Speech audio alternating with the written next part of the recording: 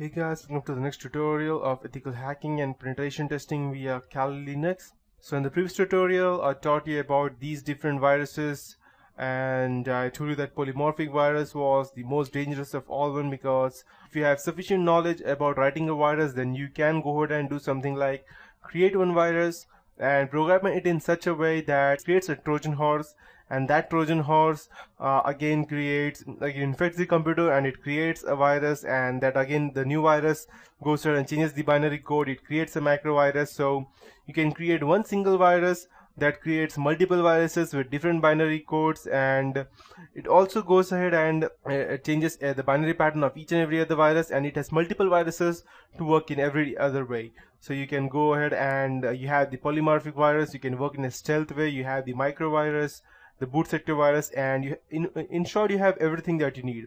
So it might be way more than dangerous, but a normal person won't be able to write that because it will have much more complication. But again, still, if there are a group of people, like 2 or 3 different people, they may go ahead and spend up time together and write this down.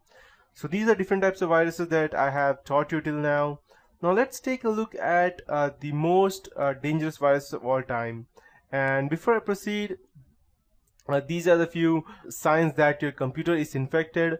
If your computer functions slower than normal, if it responds very slowly and freezes, restarts automatically, or see uncommon messages that you don't know about, and dialog boxes, and some of the applications don't work at all.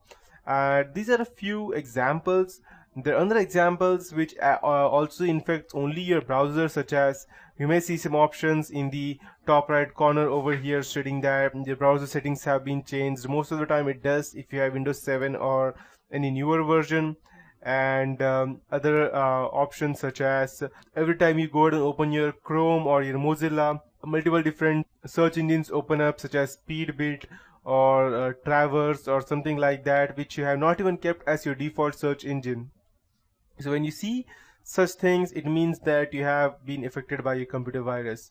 And if you want to go ahead and save your computer at that point of time, save your data, the most stupidest thing that the people do is that they go ahead and take a backup of all their data inside a pen drive, and then they go ahead and normally format it. But you don't go ahead and see the most logical reason behind that, because when you go ahead and take a backup, you're also taking a backup of the virus, not just your data.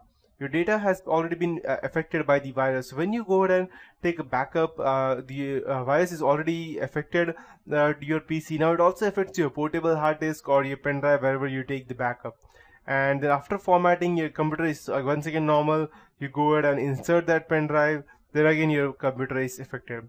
So that is the most retarded way that one can go ahead and take a backup of all time. So you might be wondering that what to do in such case.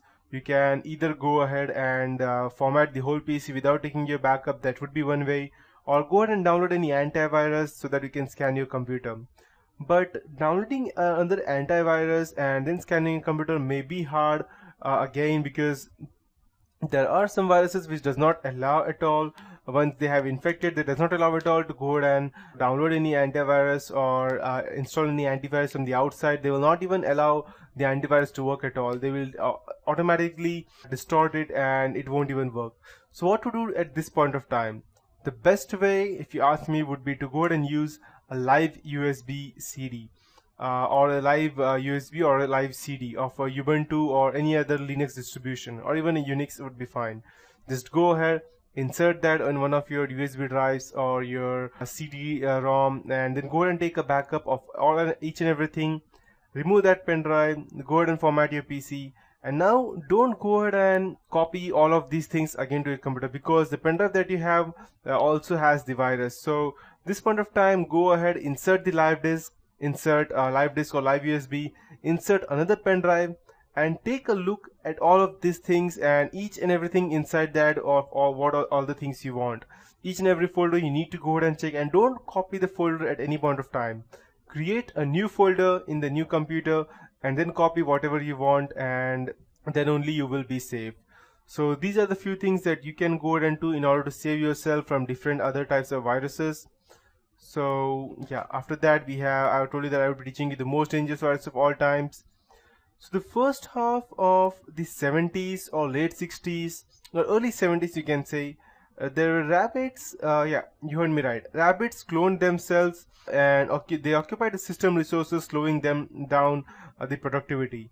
So rabbits was one of the most dangerous virus of all time before the early 70s or the late 60s or whatever. So they were the most famous. They did not want to gather any information. They just wanted to make the system down. That's it. After that, in the early 70s, we had the Creeper. The Creeper was capable of entering a network by itself, transferring a copy of itself to the system, and that is quite creepy if you ask me. But in the early 80s, increasing number of programs written by individuals, not by software companies, started developing, and these programs caused minor viruses called as Trojan horses, but they were not actually Trojan horses.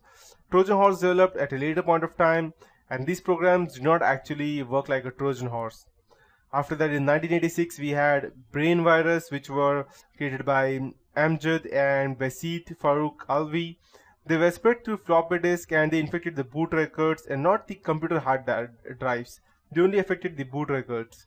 And they are from Lahore, Pakistan. There were different viruses such as Lahore, Pakistani brain, brain A, UIUC virus. These viruses took over the free space on the floppy disk and HID from detection, and they disguised themselves by displaying the uninfected boot sector viruses on the disk. So these were the two most dangerous viruses of all time. After that, we had Lehi viruses in 1987. It was the first memory resident file infector that attacked all executable files and took control when a file was opened and whenever it was closed. After that, later on, we had the Jerusalem virus, which I have not yet mentioned over here. Jerusalem virus had bugs inside that reinfected that were already infected. After that, we had Robert Memory virus, the Trojan horse for Mac OS X, Torpig, and Configure. So these were also more important, but we had other different types of viruses such as Robert Morris worm, and that made a worm that invaded ARPANET computers, disabled 6,000 computers on the network by overflowing their memory banks with the copies of itself.